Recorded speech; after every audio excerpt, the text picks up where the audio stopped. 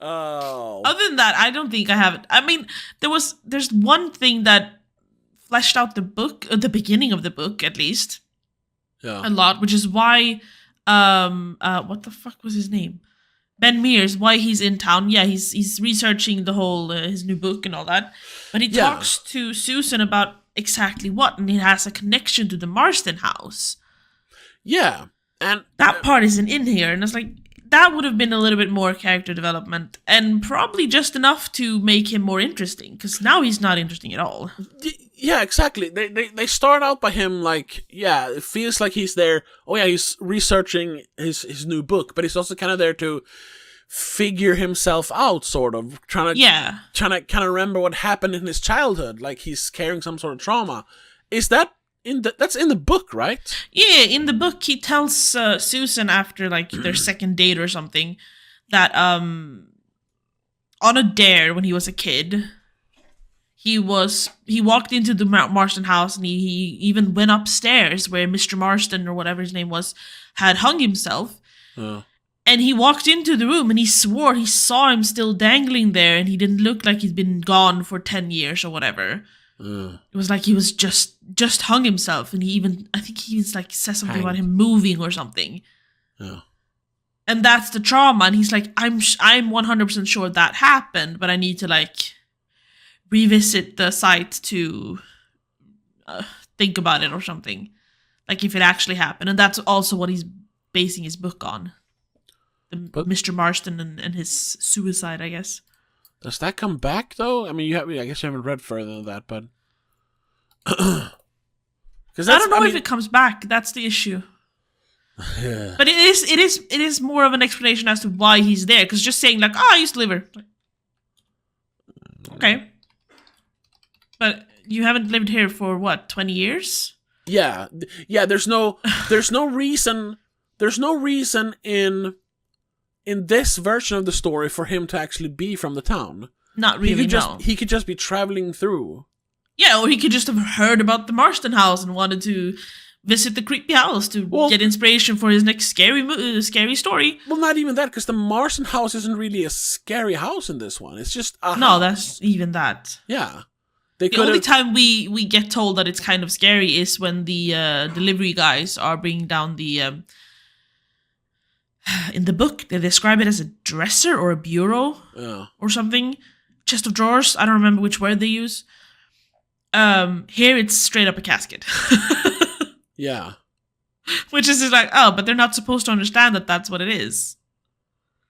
But I guess to speed up the process a little bit, they show it as a casket. They even break it a little bit. So dirt comes out. Like, oh my god, why is there dirt in this? Once again, I mean that's a general vampire reference, but it's a Nosferatu reference again, because he sleeps in a coffin full of dirt. I mean Dracula does as well, but exactly.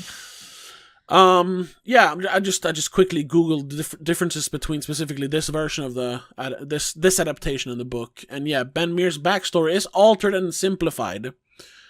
Book. Yes, Ben lived in Salem's Lot as a child, but he experienced a haunting encounter at the Marston house, which shapes his character. Again, I guess kind of informs decisions he makes during the story. Yeah. Here, nothing. We don't really know who he is, other than he's a writer. I guess he mentions that he lived here, or nearby, and there was a. Well, they do kind of, though, because there's this thing about like how trauma affects a child, because he talks about a car accident, right? I think he mentions a car when they're at the drive-in theater. Yeah, something about his parents. Yeah, and right, that's why he lived with his grandma. Yeah, and we do know that they talk later when the first child disappears. Earl? Larry? What was his name? Oh, I don't remember. The first kid who disappears? Either way. One of the Glick kids, right? Yes. after he disappears, hey, spoiler.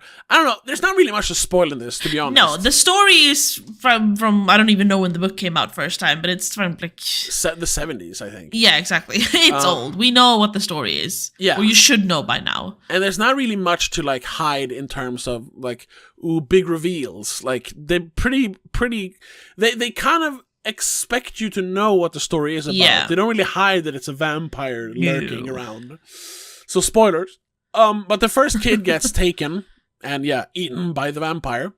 And his brother he's there, but he doesn't really see anything. No. But after that happens, he's traumatized. Yes. And says he doesn't remember anything, doesn't even want to talk about it. And to some extent, I guess the main kid, whatever his name was, likes magic. Mark, right. Jordan Preston Carter. The new kid. Yeah, he talks about how did things that can traumatize a child, how he just works past that. Yeah. To avoid trauma, basically. And he experiences some pretty traumatic stuff towards the end, but because of his way of handling stuff. Yeah, exactly. he seems to be dealing with it pretty well. So I guess there's something there. Are we making the movie deeper than it is by saying that? A little bit. Because that's not mentioned here at all. It says in the movie, it says his backstory changed to his parents dying in a car crash, removing his childhood connection to the town and the house. So why even like, I used to live here, but I don't remember? If you're not gonna make that part of the story, like, oh, that's what I tried to forget. There was a vampire in the old Marston house. Like, that never comes up again. So what's the point of having him be from the town? I don't know. Other than cost to be there again, I guess. But it's same, but like we said, it doesn't. You could have any other reason. It's really. a pretty scenic town, and he could just be like, I just want to get away from the city because I'm trying to write my new book. I heard this is a very small town, and they had I don't know something, so I wanted to go here to research. Yeah. Get into the vibes of my new book, which takes place in a small town. Yeah, you know, and there you could have just had people talk then about the scary Marston house, like they do in the book, because he came here to get. He heard about the super scary haunted Marston house, and he wants to write a ghost story or something. So he comes there to research. Because in the book, it is a significant, almost character-like location with a dark history tied to its original owner, Marston. It's always looming in the background also. Whenever they talk about something, they constantly mention how the house is overlooking them, or how they can still see parts of it no matter where they are in the town. Yeah. Like, even when they're at the furthest point, they're like, you can still see the roofs kind of sticking up over the tree line. So far as you have read, because once again, I don't remember details. I just remember I really, really loved it when I read it. And I remember the ending, which is kind of different. Not very different, but it is different.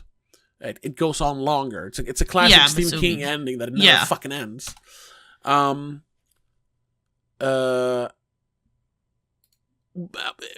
do they go in deeper into who Marston was? It's like, is he connected to the vampire? No, I don't think so. Okay. Not as far as I've read.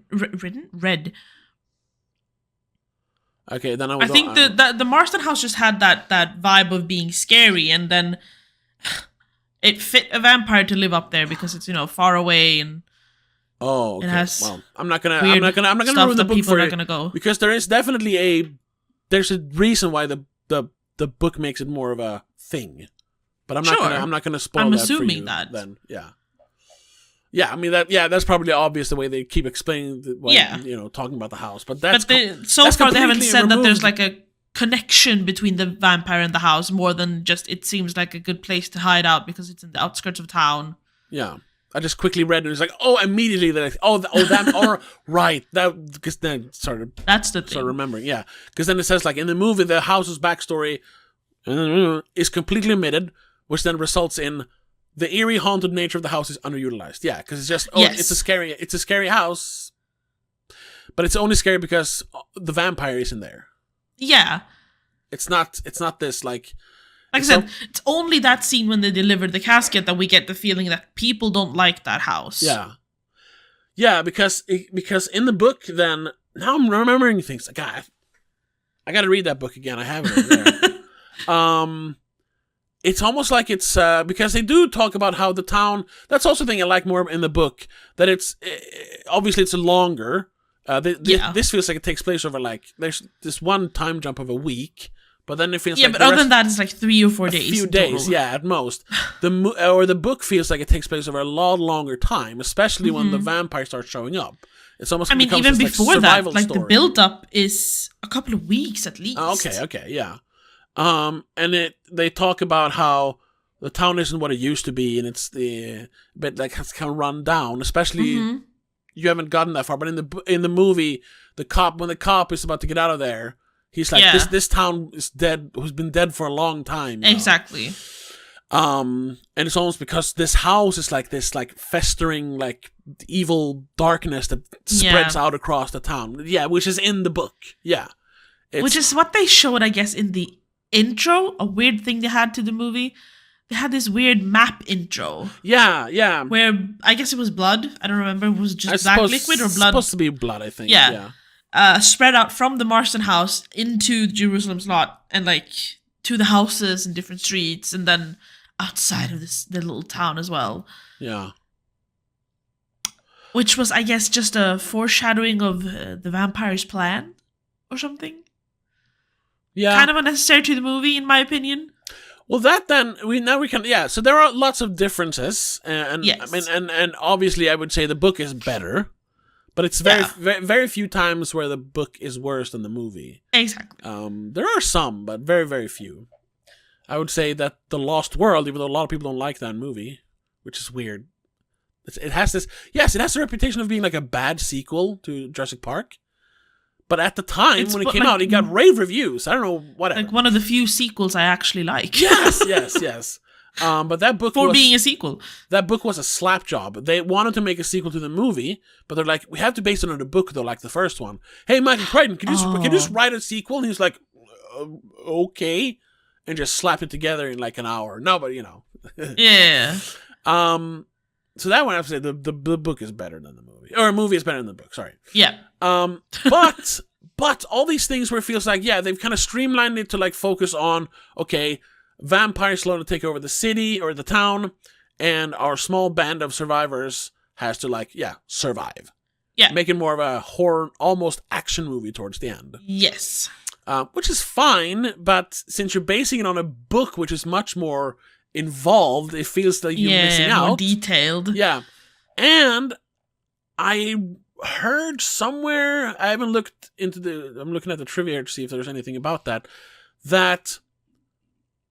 the movie was a lot longer and had more stuff in it about that, but since they were like, it got delayed. I think they started working on it like 5 years ago or something. Oh. And obviously got delayed because of COVID and stuff. That it was one of those like, maybe we'll just give up on it because we're never gonna make our money back now that it's been so delayed. But then it's like, no, we'll just we'll cut it down and we can sell it to streamers.